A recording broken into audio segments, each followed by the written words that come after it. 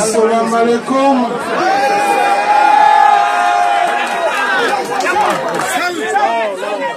Mes chers amis,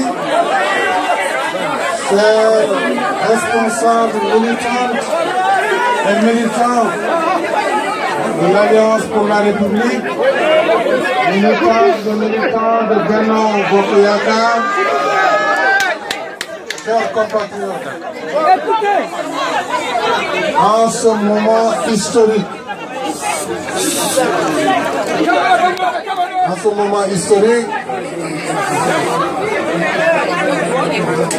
l'Assemblée nationale du Sénégal, saisie par le gouvernement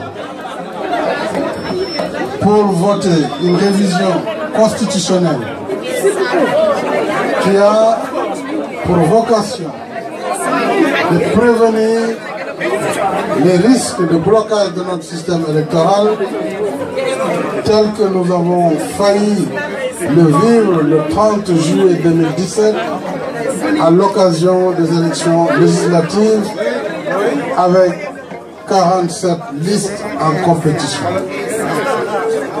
Aujourd'hui, le Sénégal a environ 300 partis politiques. Il y a déjà dans le bureau du ministre de l'Intérieur une vingtaine de demandes d'agrément. Ça veut dire, si rien n'est fait, d'ici l'élection à venir, nous pourrions nous retrouver à plus de 500 partis politiques. Ça, c'est devenu de l'anarchie. Et cette anarchie, si elle n'est pas jugulée, elle va entraîner le blocage du système électoral. Parce qu'on n'a jamais vu nulle part dans le monde une élection présidentielle où vous allez vous retrouver, ou une élection tout simplement, même législative, où vous vous retrouvez avec une quarantaine, une cinquantaine de listes. Donc cela finira par tuer la démocratie. Nous avons lancé un appel à la classe politique, à la société civile. Déjà au lendemain de la révision constitutionnelle par référendum, le 20 mars 2016. Dès après le référendum, j'ai dit, nous avons adopté une nouvelle constitution, il nous faut engager les discussions pour arriver à définir dans le consensus des mesures législatives qui vont accompagner la constitution. Et l'opposition sénégalaise, dans sa majorité, en tout cas dans ses composantes les plus importantes, a estimé qu'elle refusait cette main tendue, qu'elle refusait de s'asseoir avec l'exécutif. Dans une démocratie, si les gens ne veulent pas dialoguer, politiquement, il y avait toujours le moyen de dialoguer au Parlement.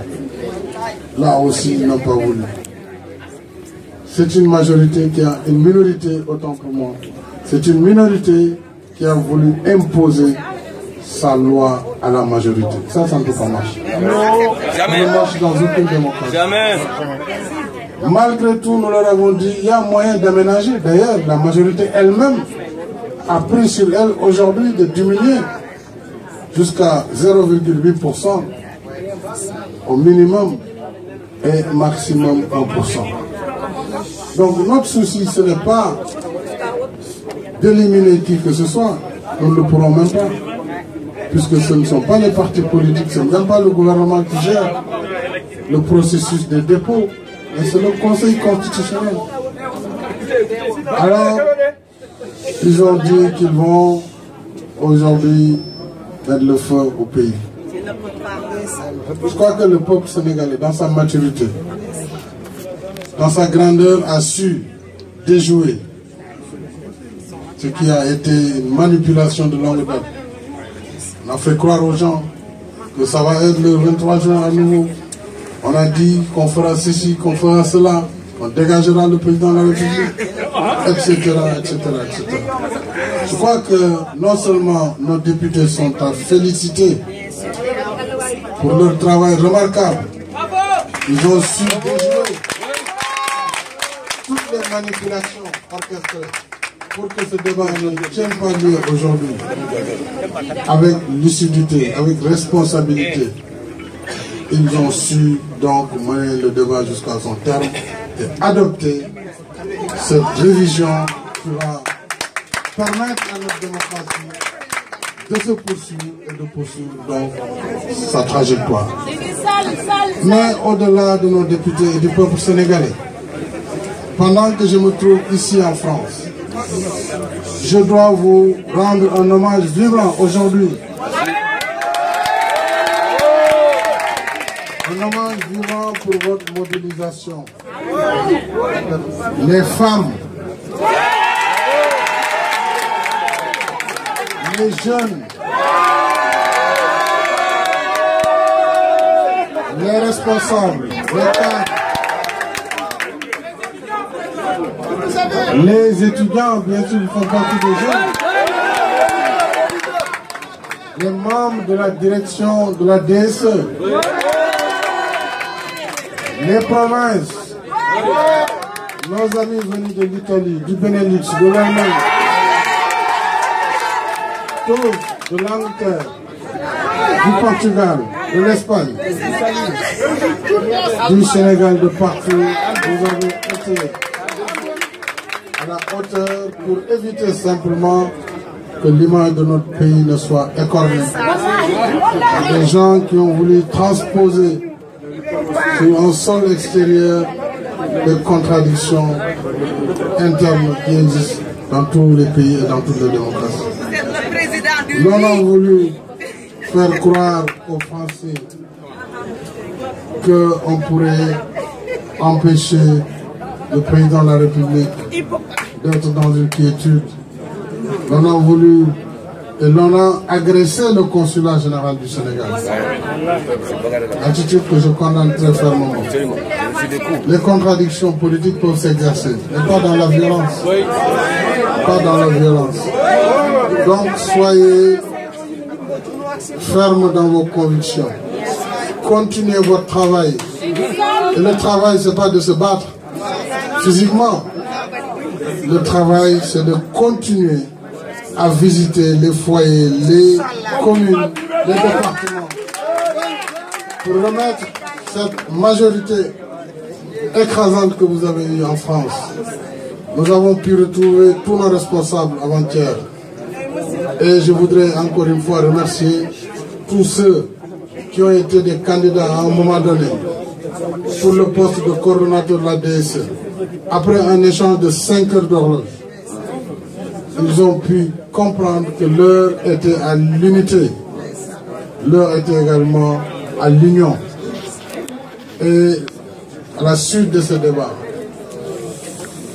j'ai pu désigner notre camarade Hamessa comme le nouveau coordonnateur de la DSE de France et qui a pris le relais donc de notre camarade Demba Sow, aujourd'hui élu député à l'Assemblée nationale. Hamessa est un coordonnateur d'un bureau de la DSE. Donc c'est tout le bureau qu'il faut féliciter. Comme je l'ai dit, surtout ceux qui ont fait preuve aussi de compréhension et de sacrifice et qui se sont donc désistés pour vous accompagner. Mais vous accompagner, c'est m'accompagner. Et là, aujourd'hui, il s'agit d'aller vers l'élection du 24 février 2019. Et de gagner parce que nous serons à l'écoute des populations du Sénégal, nous serons à l'écoute de la diaspora, nous continuerons les efforts de gouvernance que nous avons engagés depuis bientôt 6 ans et qui font ces efforts que notre bilan est sans commune mesure avec ce qui peut être en face. Donc, soyez concentrés sur ça, ne vous laissez pas divertir. Ne vous laissez pas divertir. Donc en tout cas, j'ai tenu à descendre vous dire merci. On m'a rendu compte que toute la journée, j'ai reçu d'importantes délégations d'hommes d'affaires, d'entreprises qui interviennent chez nous Et demain, j'aurai le plaisir de rencontrer le président Emmanuel Macron. Et donc, pour aussi remettre au centre de nos préoccupations la coopération particulièrement fructueuse entre la France et le Sénégal. Donc, Bandirabe.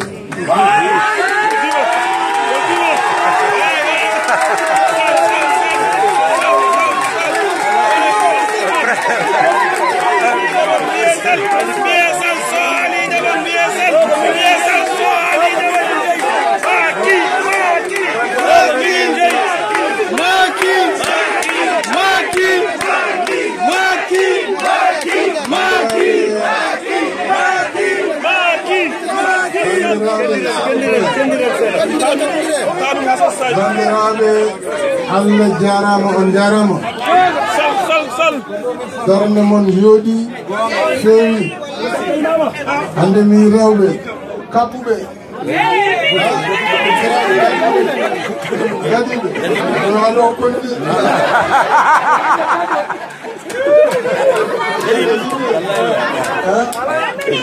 rewɓe dadima alors worɓe dadima sukaɓe dadima mawɓe dadima ɗum noon mo wi on wona jarama joni noon bandiraɓe darde mon yooɗi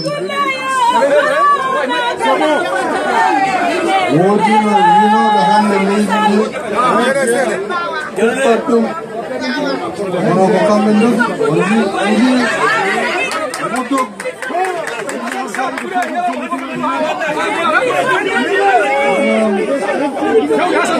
on jaram mbokk yi li ma bëgg a wax lu tuuti moom wax naa ko ba pare dama am compte rendu ci seen taxawaay tey ginnaaw bi nga xamante ne opposition bi nekk fii ci France nee nañu dañuy ñëw ci consulat bi dañuy ñëw ci résidence bi pour di perturber waaye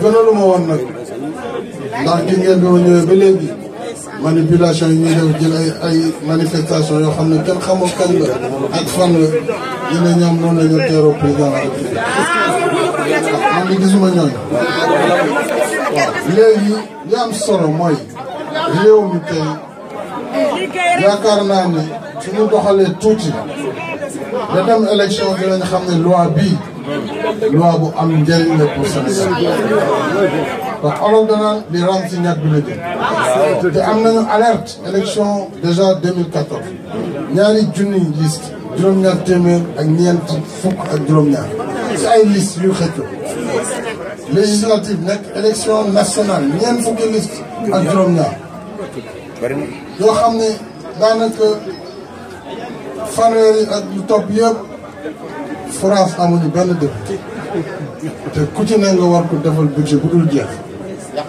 bu ñu demee ba ci kanam sax kenn dootul mën a wax looy proposé ci élection donc électeur bi voté du xam kan lay voté ak lu tax mu koy voté kon nag boo gisee fii seen réew mi ñu nekk tey muy France balaa nga fi nekk candidat d'abord parti ba nga ne wala boog mouvement ba nga ne da nga dem compétition pour ñu segg la nga def primaire bu metti pour ñu doog ne yow mii kat wóolu nañ la pour nga dem nekk mbër Amérique primaire ba mu gën a ti metti bu France ak lu topp lay duré ñaari candidat wala ñett gën ngaa bëri la ñu am réew mu toll ni Sénégal ñetti téeméeri parti lu toog ne candidat présidentiel te boo ko xasee nekk kenn mën a si dara te bu yàggee bu ñu mënati wote la dernière fois conseil constitutionnel moo joxe avis buñ ko laajee ndax nit ñi mën nañu wote juróomi bulletin su dul woon loolu wote bi du yegg loolu dañuy toog nag ba demaat présidentiel amaat blocage réew mi sooxe loolu ku bëgg a jàmmal ci réew ku bëgg a dal ci réew mënoo ko nangu ginnaaw nag dañu ne nañu maa ngi wax ñu ngi leen di tàllal loxo parce que wote bu ñu code électoral donc ba tey bu fekkente ne dañu bëgg lépp luy lënt-lënt wala lu leerul ñu leeral ko ba bind loi bi ba nga xam ne suñu demee ci élection benn jafe-jafe du am mais ubbeeku nañu pour loolu tey jii defaat nañu amendement suñu député yi maa ngi leen di gërëm ci loolu di proposé waat tey minimum muy 0,8 dañu wax duñ ko 1%.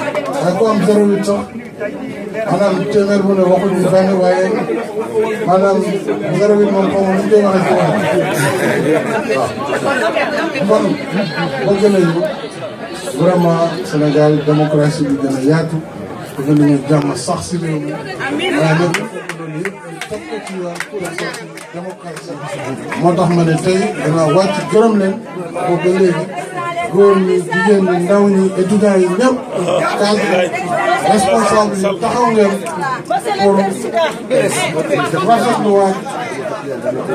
rafetluwaat en tout cas taxawaayu parti bi ak coalition Benno Bokk Yaakaar léegi nag su may jeexale mooy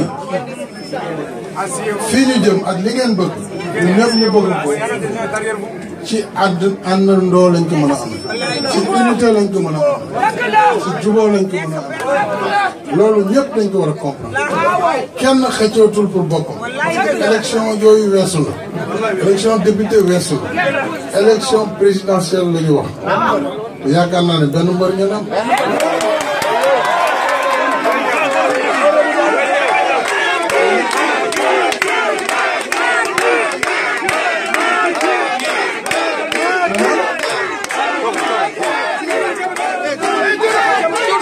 nag seen bopp ci kàttan ak suñu borom day daan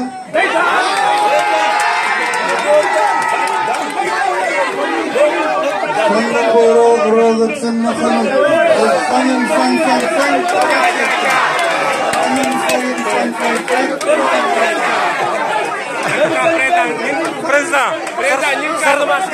président sa rencontre suba avec président Emmanuel Macron bu ko fàtte.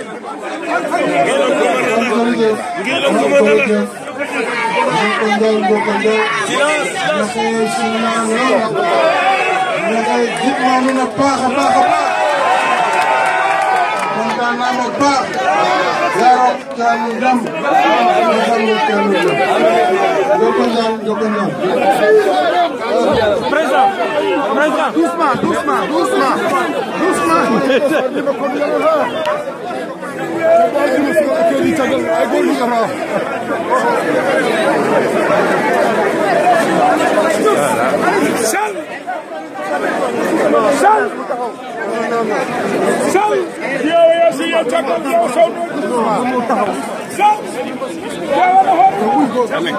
Voilà.